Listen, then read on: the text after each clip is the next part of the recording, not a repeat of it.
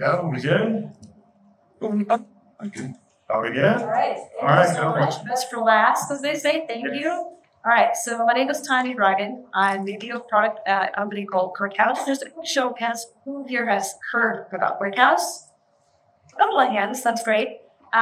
Who here has heard about a company called Elastic, company behind Elasticsearch?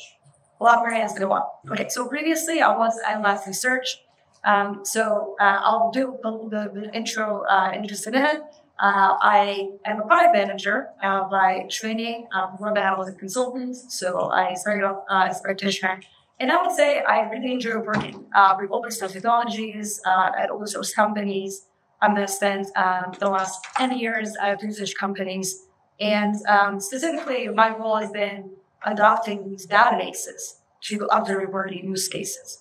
So I'll talk about that, but primarily here, I'm here to talk about a trend that is real, that is not only related to ClickHouse, but related to the whole industry that we're going SQL-based observability. Hopefully, we've invited to respect.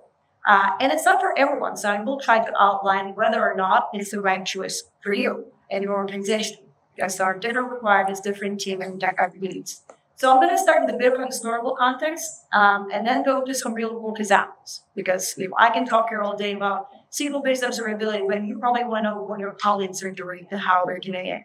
And then I'm going to zero in on the specific interventions, things that you will have to think about, as you go on term the future and then going towards dirty. And a little bit of a look into the future. We'll see if my predictions actually bear out.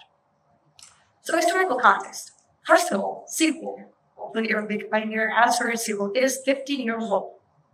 50 is the new 30. Now it's okay. It's still very, very popular. If you look at the Stack Overflow Developer Survey, it's number 3.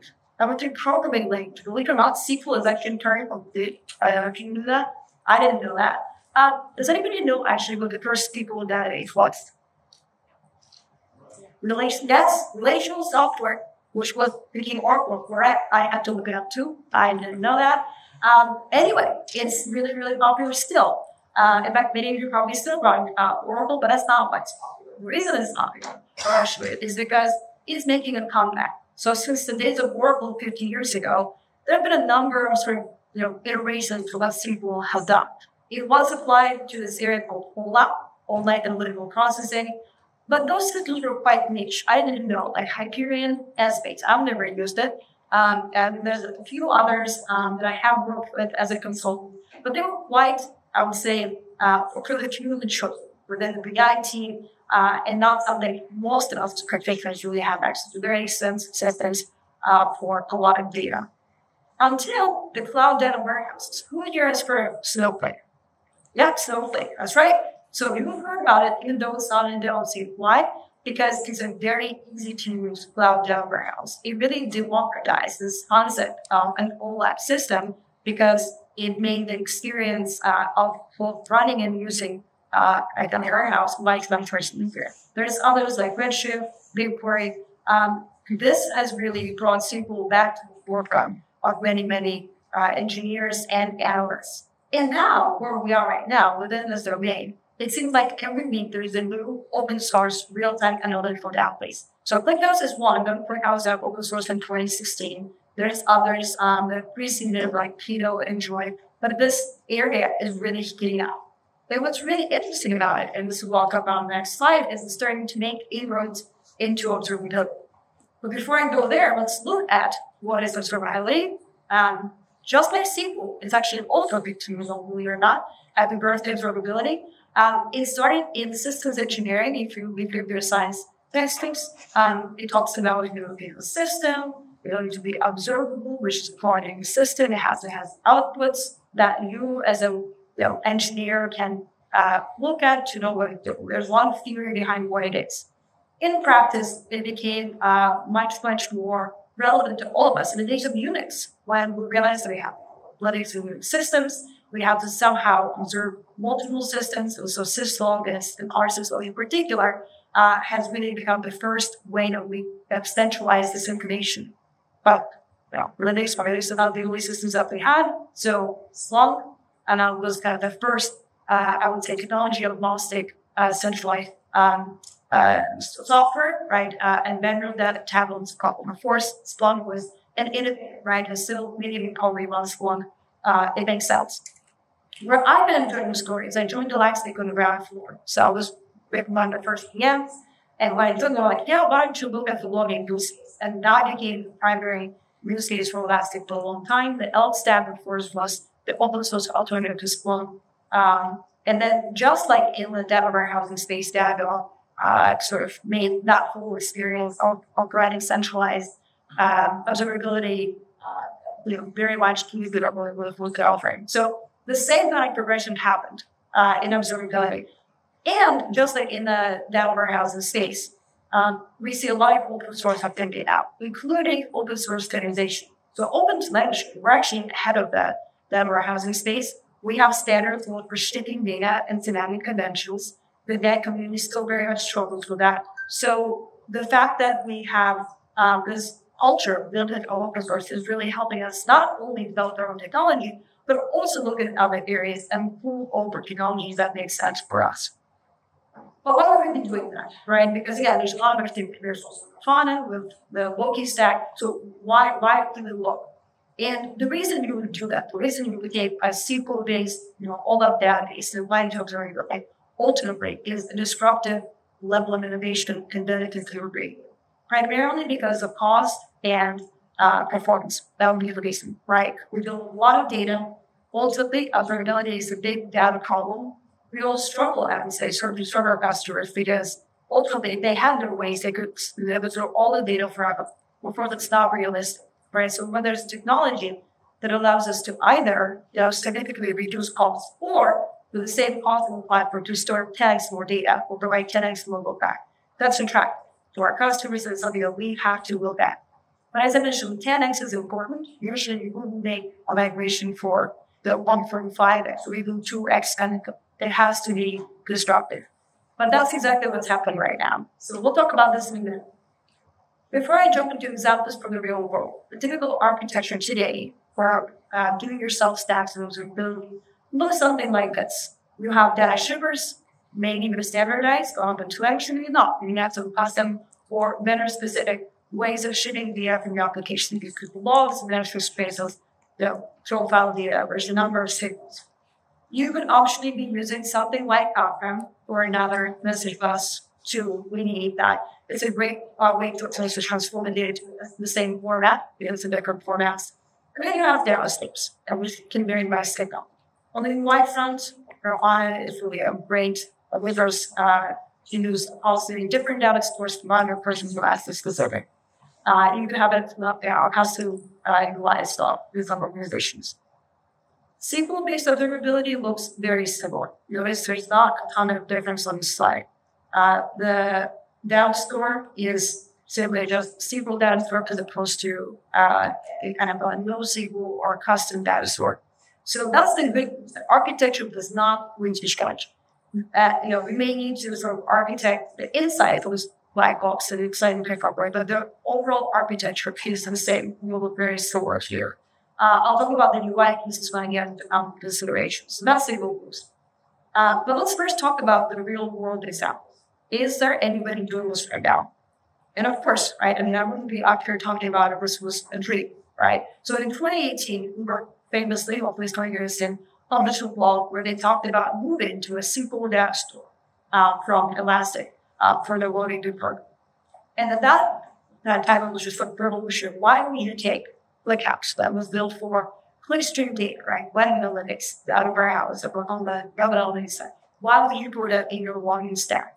And the reason was, drastic cost savings. In their case, they actually applied it to, cost savings starting one data, right? They didn't typically choose to use their hardware footprint. They chose to keep more data for their users and their engineers to troubleshoot problems more effectively. They kept a lot of shippers. They kept Kafka. They, for their analysts, because they were using Fauna, they modified Fauna to talk to ClickHouse. That was the best solution for them. So the ways was ingestion and cost control. The trade-offs was a new stack to administer and additional one.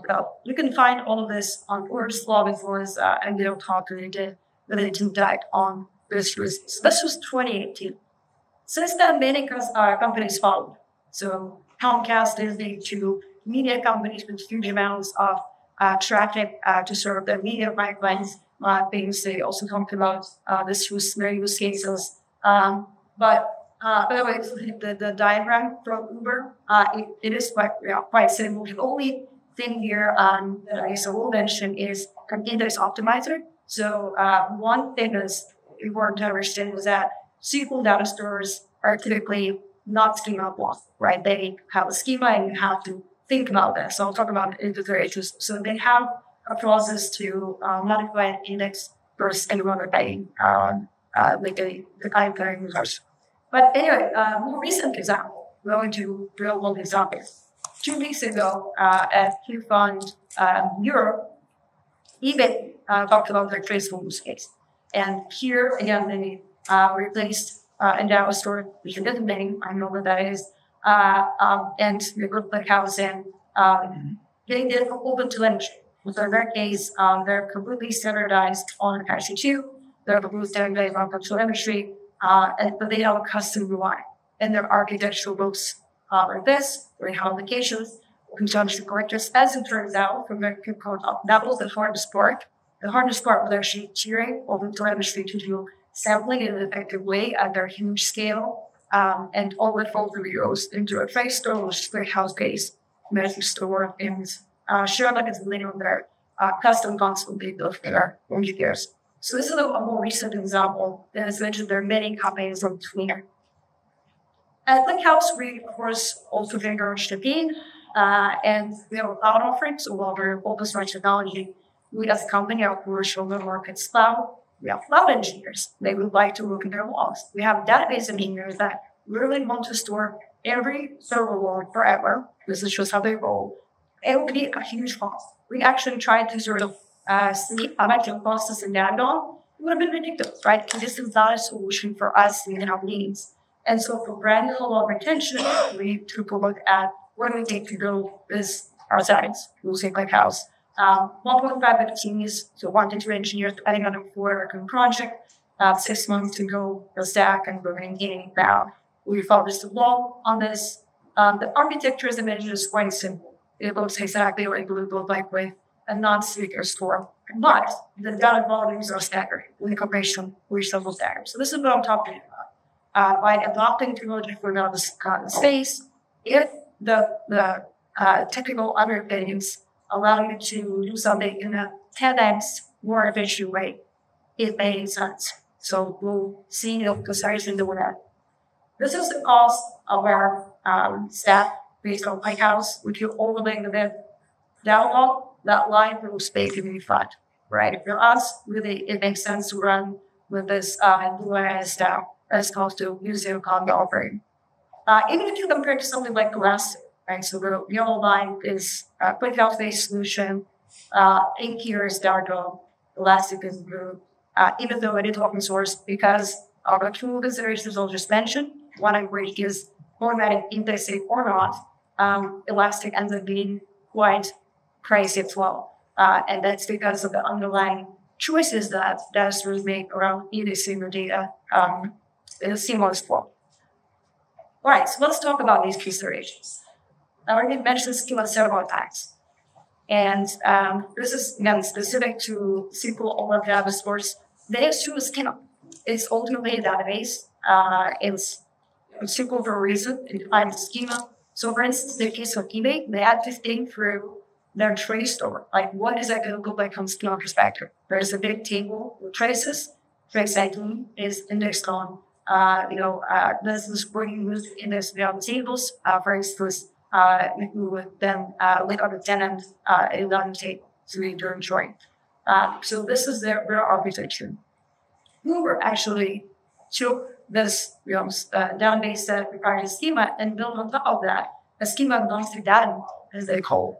They use more complex data structures like mouse and logics to define who their users as specific key value pairs, but they don't need to work at index, right? So there is work required to think through your schema, and you're gonna widget is schema agnostic way to think through your API pipeline. So it's one of the things that you will have today.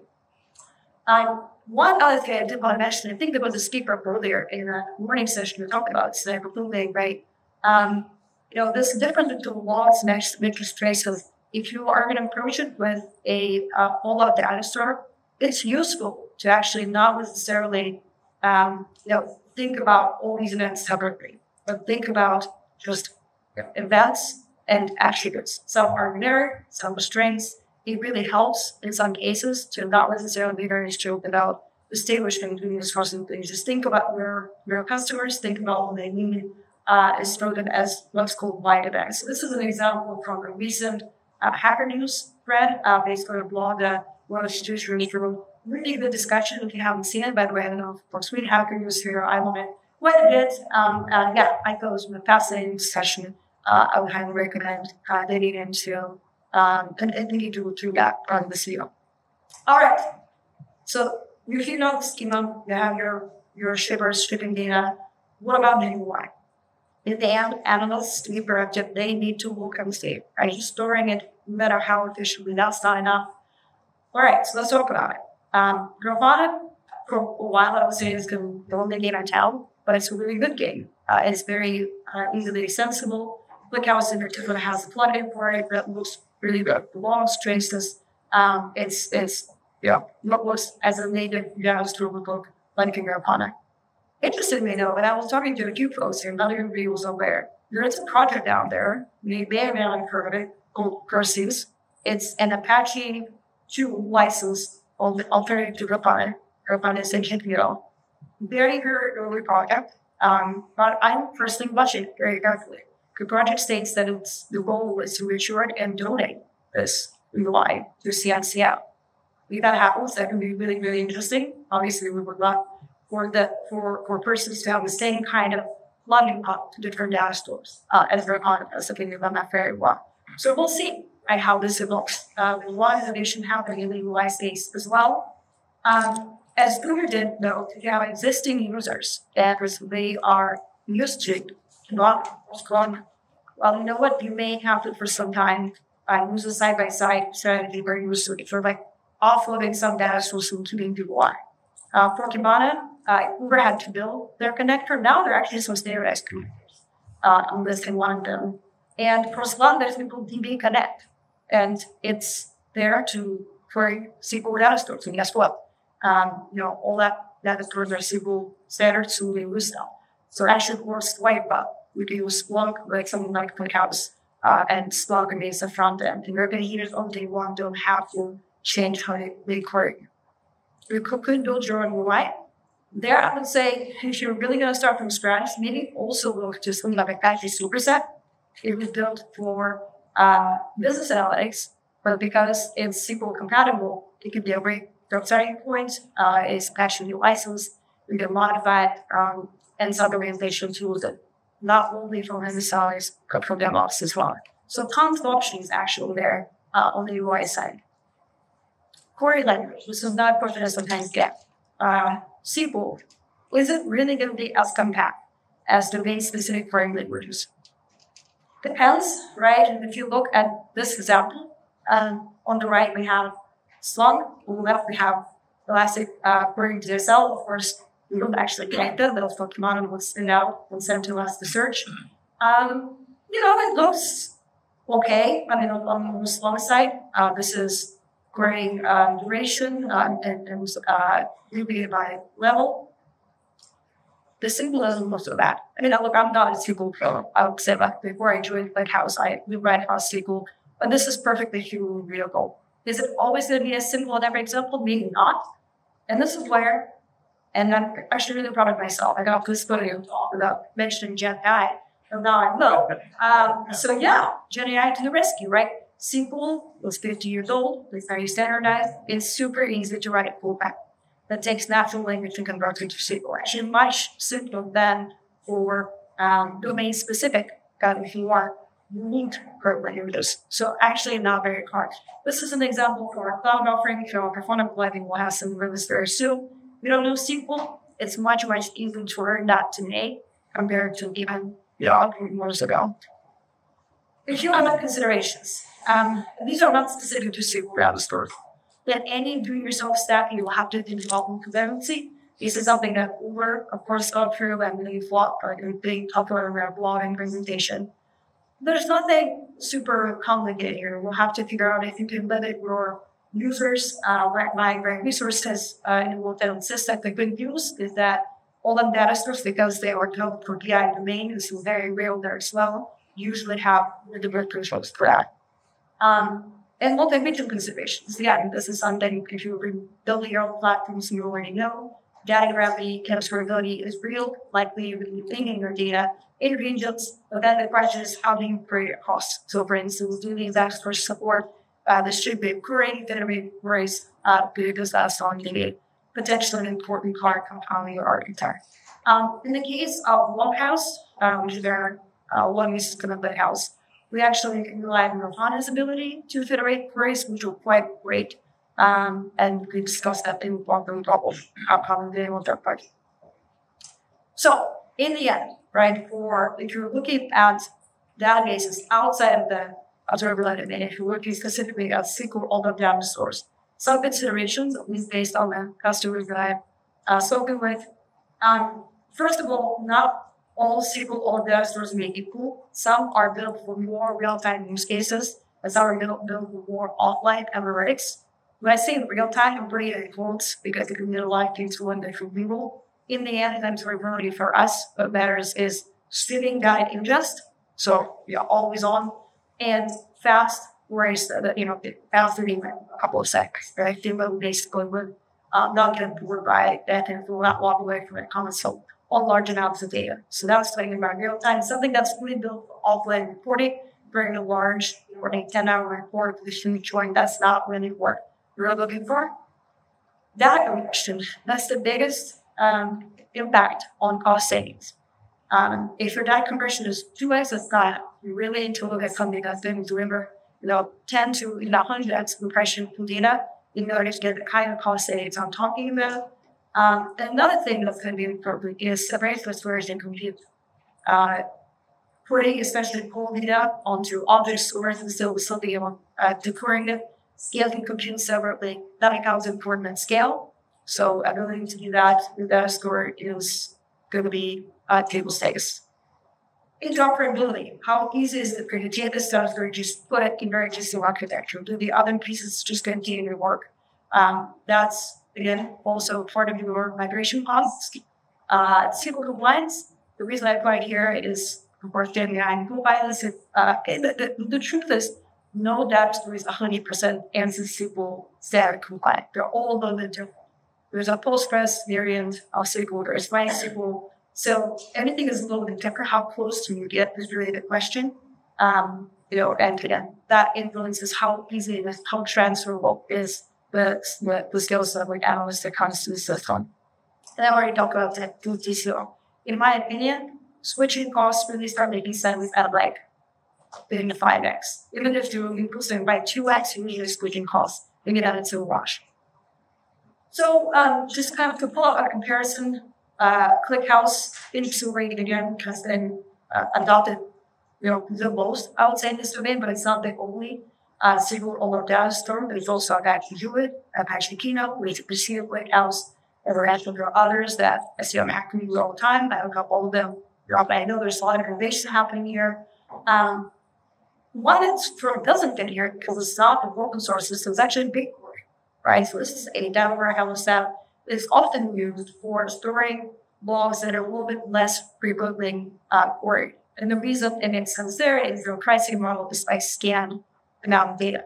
And so if you're going to put your logs somewhere, you mostly don't query them. Sometimes the query makes sense. It's not also a way for building real-time applications, but it's good for, again, sort of like storing a lot of logs from occasionally query.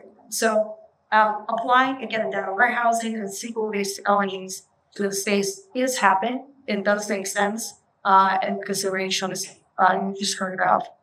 My prediction, and I'm not a burner, I realize, but let me just tell you my prediction. We'll see. If you invite me next year, then we'll see if it plays out.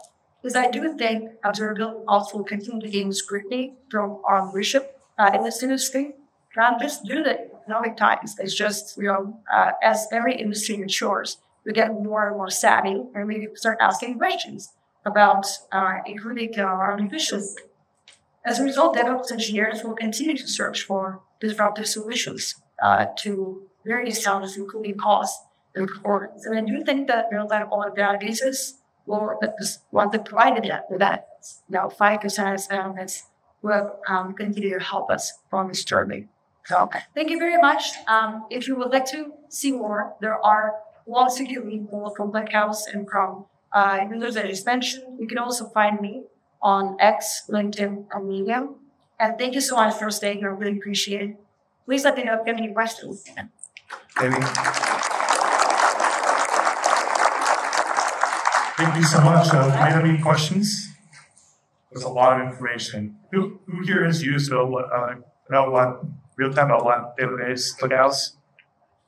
So this is all new information. Great. One lot. You have, I've seen a lot of customers starting to adopt things like ClickHouse. So thanks for coming here and presenting about that. Yeah.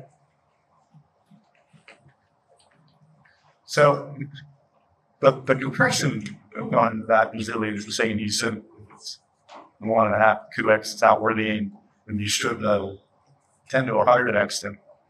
That's real. Yeah, that is real. I also totally joke. When I was elastic and some of my customers said, hey, we're starting this ClickHouse, what's your restaurant issue? I didn't quite understand how it's possible. There are two dimensions to it. One is actually whether or not you proactively index the data. So Elastic, one of the benefits it has is it's the schema. You store JSON and you automatically structures and knows something pretty fast. Elastic is extremely fast. This is why it's so popular for this industry. When it comes to the cost, not only does it not necessarily compress the data, it has to store more data for this magic to happen. It doesn't come for free. There's no free lunch here. So let's trade up in all databases. They don't do any of that. And in fact, you have to spend word around continuously. But as a result of that, compression is, much more structured because of that. In addition, specifically, when you think about your schema and your organized ahead of time, you can pick, not only data types, but specific compression algorithms that apply to this data very selectively. And that's what we work by that compression. It is real. It is real. So, it's on that data sets, or our own internal data set. I think I have a slide here. We saw what we got in terms of compression, right? We, before putting things into ClickHouse, we had 19 petabytes. Compressed size was 1. That's a real use case. Any other questions? All right. Thank you so much. Thank you so much.